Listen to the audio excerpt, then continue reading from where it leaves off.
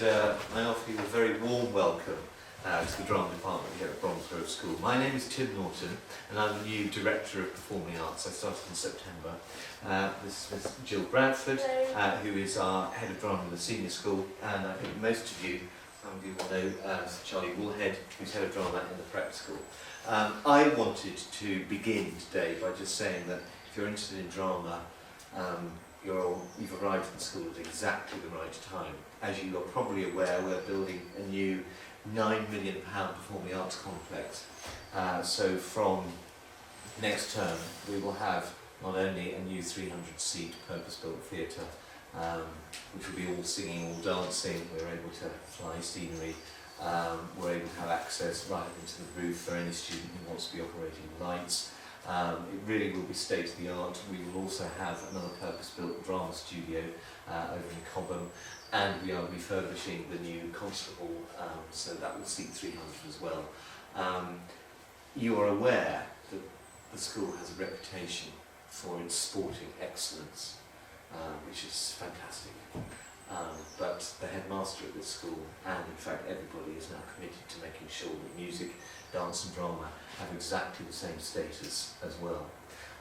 That's hence the appointment of a Director of Performing Arts, and hence thinking about new curriculum and actually being able to get people to start doing creative subjects in year 9 as opposed to having to wait a year.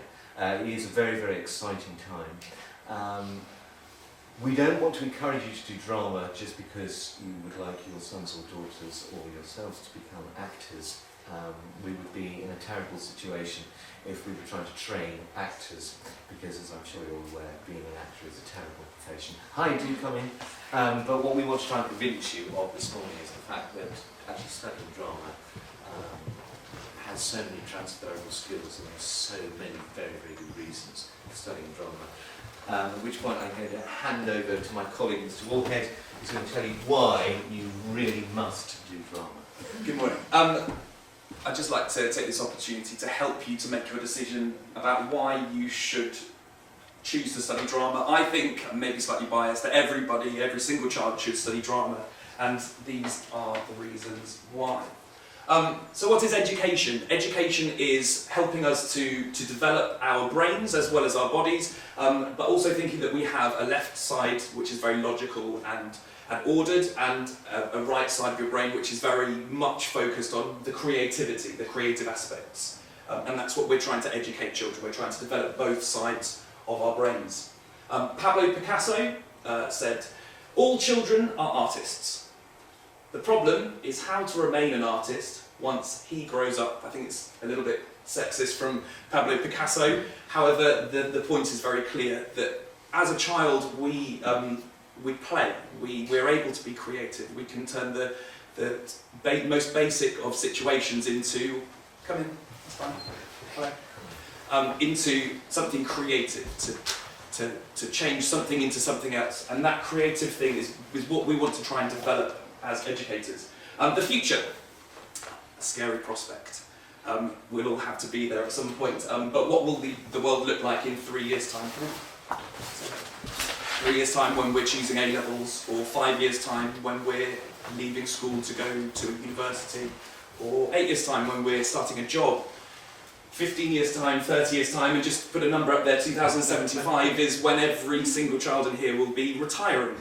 I know that's a long time away, but we have no idea what the world is going to look like in 2075. I think the world will look very different. And essentially, as educators, we're trying to provide the opportunity for children to shine in this moment.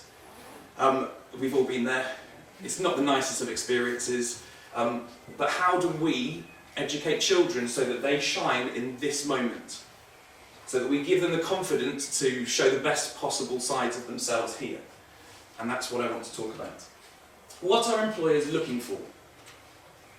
The CBI survey of graduate employers in 2016 stated that the most sought after skills in new employees were conceptual thinking, problem-solving skills, decision-making, judgment skills, interpersonal skills, oral communication skills, time management, teamwork, and passion. So these are what employers are looking for. So just to break those down, conceptual thinking, judgment skills, decision making and problem solving skills, being able to observe a problem, choose a solution, think of a way to implement that solution and problem solved. And obviously that's a feedback loop, so to continually work on that as you develop. In drama we work on two main skills, being able to devise theatre, working as part of a team, and working on text. So two things that you will encounter problems as you're working, and finding ways, working as part of a team, to get past those problems and solve those problems. Interpersonal skills and oral communication skills. So on one side I've got people that are able to sell ice to Eskimos, which is a very desirable and employable trait.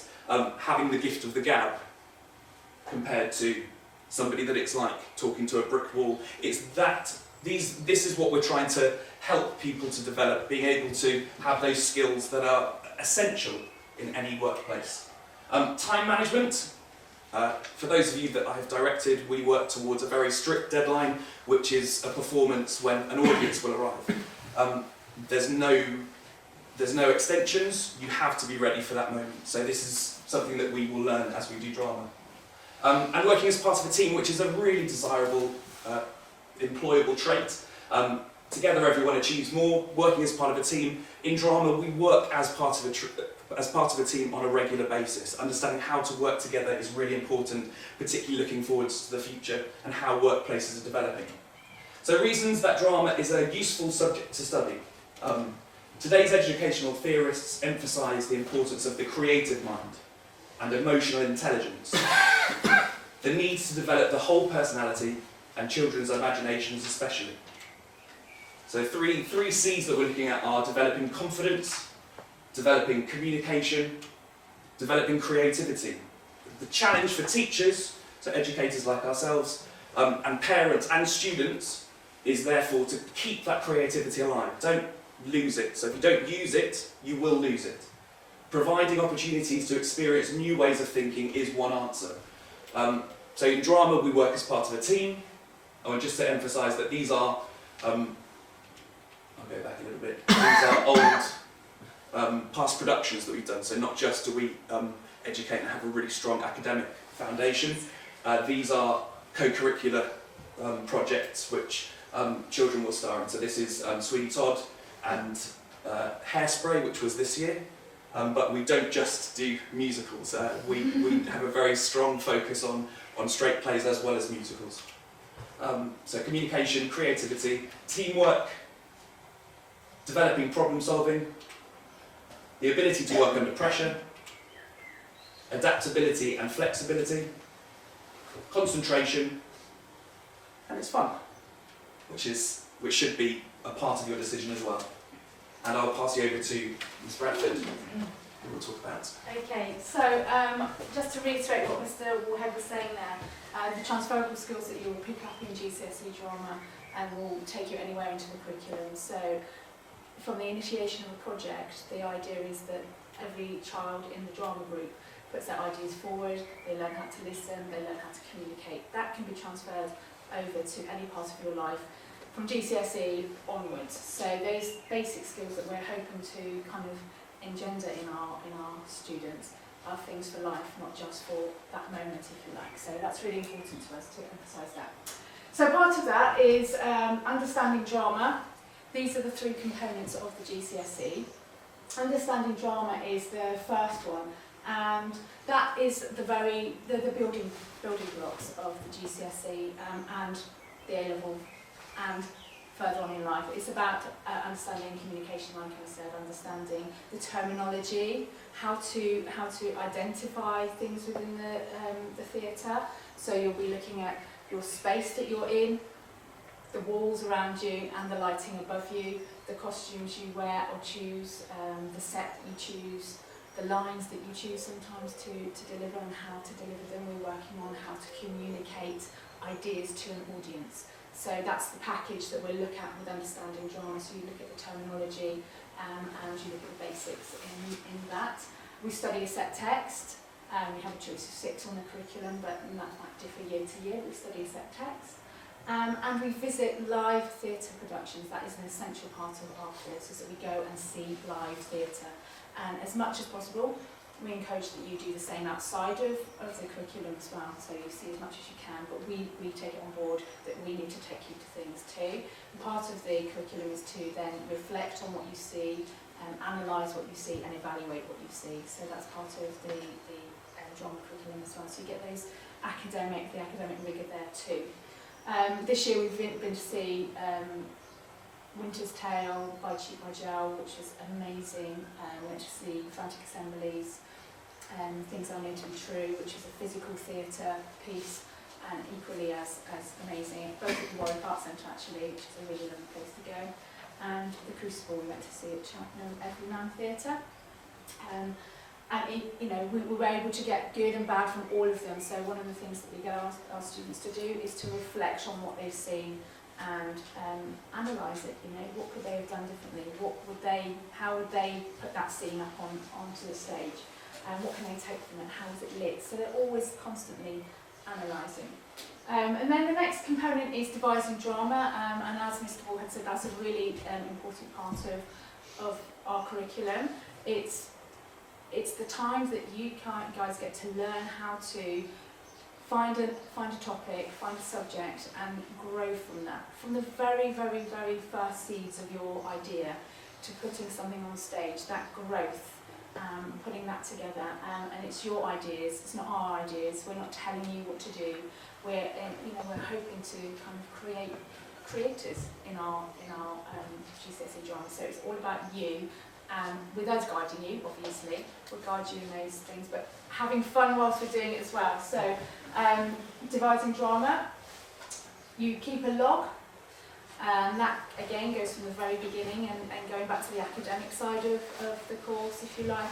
You're learning how to organise that logbook and be creative in that logbook. So it's not just about loads of written pieces of information. You're encouraged to be creative with how you explore that logbook, sketches, patches, things like if you're costuming something, how you costume it, you draw it, you look at the materials, you make it malleable and physical as well as just written. Okay, so then the logbook allows you to do that and be creative with that. And then you produce a piece. And then lastly, we do texts in practice. So that's you creating character, helping to direct. We help you to direct it, but you also direct yourself. You create a rehearsal schedule around which you have to abide, because you've got, as Mr. Wall had said, a set time. An examiner will come in to see you, and that's the time you have to be ready. So that's about, again, taking all the tools from understanding drama, the communication, the listening, the creativity, and bringing it to life in those final moments of your course when somebody will come in and see you perform. And we try to encourage an evening of that as well, don't we? So that we get the parents coming and see you, as well as your friends possibly. But that's about you creating a piece of work from a scripted play. Within that, one of the things I just want to put over is that we like you to perform, but there are also specialisms within the syllabus. So if you like to perform, but you're also interested in textiles or DT designing, then these specialisms are also there from a production point of view. So you could design and help build a set, rather than be a performer in one piece and then be a performer in the other piece. So you could be a performer in devising, but you could be a lighting, sound, set designer or costume designer in the texts in practice, and vice versa. So it kind of helps to cater for a range, which the trade has a range of skills that you can build going forward to whatever you want to do. Okay, are there any questions? Oh, so this one's devising is internally assessed, so I assess you, and text and practice is externally assessed, so you have an examiner come in and watch you, and the understanding drama is a written exam at the end of the 3 years it would be with you guys. But above all, one of the things that I would say is my GCSE groups have just left, and I just took some time on Friday to talk to them about what was it that you enjoyed? What did you get out of drama? That was my question to them. You've been here with me for 2 years. What did you get out of it? And above all, the main things that they got out of it was confidence, the ability to think differently and come up with ideas that they wouldn't be shy about talking about, and putting on performances that they felt were worthy and good, and they felt a sense of pride in what they'd achieved. And a few little kind of titters went round because they said they were able to come into drama and just lose themselves, which was really nice to hear. It's a hectic life out there sometimes, and Bromsgrove can be quite hectic, but coming into a place where they were able to just sigh and be themselves for a little bit and get on with work was a really nice thing, a personal thing that they took away from the curriculum that they were studying. So that was a positive outcome for me. All those skills that we wanted them to have, they've got, as well as enjoying their time with us. So that's a really important thing as well. Any questions for either myself, Mr. Norton, or Mr. Moorhead? Okay, just one more thing, sorry, I just wanted to let you know, one of the questions that came up in an earlier talk was, is drama compatible with sports and things like that, maybe if you want to be in the hockey first team or the rugby first team or whatever, and absolutely, we want to just assure you that it is, it's absolutely, you do have to rehearse, obviously, but we have people who are in sports first teams and they're still doing the drama GCSE. It's absolutely compatible. It was just a worry that came up, and I just wanted to allay any fears if you were thinking, is it compatible or not? It absolutely is. Okay, thank you very much. Thank you very much, dear. I just wanted to leave you with just one more thing, which is that in the 25 years that I spent being head of drama in my previous school, out of those 25 years, in 21 of those years, the person who ended up being head boy was somebody who'd done theatre studies at A-level. And that's not, it's not an accident. Never think about drama as being, what can you do with drama? Nothing at all. It will open more doors than any other subject. Amongst the people that I've taught in the last 25 years, I've taught people who are now teaching mathematics, they're professors at MIT, awful lot of lawyers, surgeons, and they all say that by doing drama, it's enabled them to give the confidence, control, and creativity that they can get from anything else. Thank you very much indeed. I do have a copy of the syllabus here.